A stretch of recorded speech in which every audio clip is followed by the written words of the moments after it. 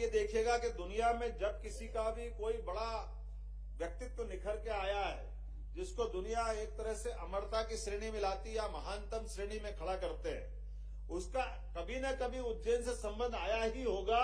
उज्जैन से संबंध आए बिना व्यक्ति का विराट व्यक्तित्व नहीं होता है। यह गौरवशाली महत्व भी उज्जैन का है। हजारों साल से, लाखों साल से प्रभु राम का 17 लाख साल का अयोध्या का घटनाक्रम हमने देखा है। प्रभु राम उज्जैन में अपने पिता के श्राद्ध करने के लिए उज्जैन आए। काकभूषुंडी के माध्यम से रामायण जी की पूरी रचना की महत्ता उज्जैन से जुड़ी हुई। और ये नहीं, 5000 साल पहले भगवान कृष्ण का भी उज्जैन में ही शिक्षा दीक्षा हुई। 64 कला, 14 विद्या, आचार्य सांदीपनि का आश्रम, उनकी एक ससुराल उज्जैन, राजा सूरसेन यादव की लड़की मित्रविंदा से। ऐसे कई कई कारणों से 2500 साल पहले हमको मालूम है, जब अपना एक अलग दौर से देश गुजर रहा था, बौद्धों की एक नई ताकत का उदय हो रहा था, महात्मा बुद्ध के काल में भी उज्जैन का विशेष महत्व रहा है। 2200 साल पहले सम्राट अशोक ने यहीं 10 साल गुजार करके उनकी 2 संतानों का यहाँ संबंध रहा है। यहीं से संघमित्रा और महेंद्र लंका में जाकर के बौद्ध धर्म के प्रसार के लिए गए। 2000 साल पहले सम्राट विक्रमादित्य, 3 भाइयों की जोड़ी है, हम सब जानते हैं, भगवान राम और लक्ष्मण, भगवान कृष्ण और बलराम, और तीसरे भाइयों की जोड़ी है हमारे उज्जैन से जिसका संबंध आता है, सम्राट विक्रमादित्य और भर्तरी। ये तीसरी जोड़ी उज्जैन की, ये गौरव भी उज्जैन को मिला है। और मैं आज के इस अवसर पर बहुत सारी बात कर सकता राजा भोज के जीवन काल में, जिनने एक राजा होते हुए भी कितने प्रकार की विशेषता हो सकती किसी के अंदर, जिसकी आयुर्वेद की दक्षता आज भी उनके आयुर्वेद के लिखे हुए भोजपत्रों के प्रमाण आज उनका अलग प्रकार का व्यक्तित्व लाते हैं। शस्त्र शास्त्र तमाम प्रकार की चीजों में भोज का जो विराट व्यक्तित्व था, राजा भोज की राजधानी भी उज्जैन रहा है।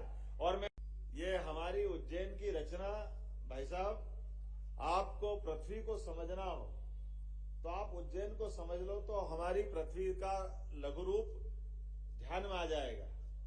84 लाख योनियों का संसार, जिनके माध्यम से हमारे शरीर की कल्पना की जा सकती। हमारे यहाँ 84 महादेव है। 84 महादेव के माध्यम से हम पूरी कल्पना अपने सारे पूर्व जन्मों के आधार पर इसको समझ सकते हैं। दुनिया में 7 सागर है, हमारे यहाँ 7 सागर है। जो 7 सागर से हमने दुनिया को पृथ्वी पे जल की 70% उपस्थिति मानी है। और इसी प्रकार से कालों के काल महाकाल, ऐसा माना जाता है कि पृथ्वी एक बॉल है और बॉल पे 2 धागे लगाए, एक ऐसा और एक ऐसा, उसका जो क्रॉस बिंदु बनेगा वो क्रॉस बिंदु सेंटर पॉइंट है। और ऐसा माना जाता कि वो काल का केंद्र महाकाल का केंद्र है, क्योंकि हर एक का जीवन नियत है। इस चराचर जगत में सब कुछ दृश्यमान में हर एक कोई घूम रहा है, कोई स्थिर नहीं। चंद्रमा पृथ्वी के चक्कर लगा रहा है, पृथ्वी सूर्य के चक्कर लगा रही है, सूर्य सौरमंडल के साथ किसी और के चक्कर लगा रहा है, कहीं आकाश गंगा तक ये क्रम जारी रहता है। और ऐसे में हम सब जानते कि पृथ्वी की रचना भी अगर अपन समझे तो हम अपने ये जो काल का नगरी है, ये वास्तव में भविष्य का ग्रीनविच है।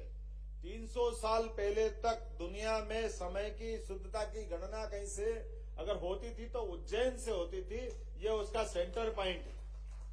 और हमने इस सेंटर पॉइंट को लेकर के साइंस टेक्नोलॉजी विभाग को जोड़ करके एक नई ऑब्जर्वेटरी भी बनाई। आईआईटी और फिजिक्स के डिपार्टमेंट यूनिवर्सिटी को जोड़ करके उस पर रिसर्च कराने का काम भी चालू कराया। और अपनी आंखों से आप 21 जून और 22 दिसंबर को देख सकते हैं। दिन के मध्याह्न में ठीक 12 बजे सूर्य देवता जब अपनी कक्षा बदलते हैं तो आपकी आंखों से दिखाई देगा कि सूर्य उत्तरायण से दक्षिणायन में कैसे प्रवेश कर रहा है।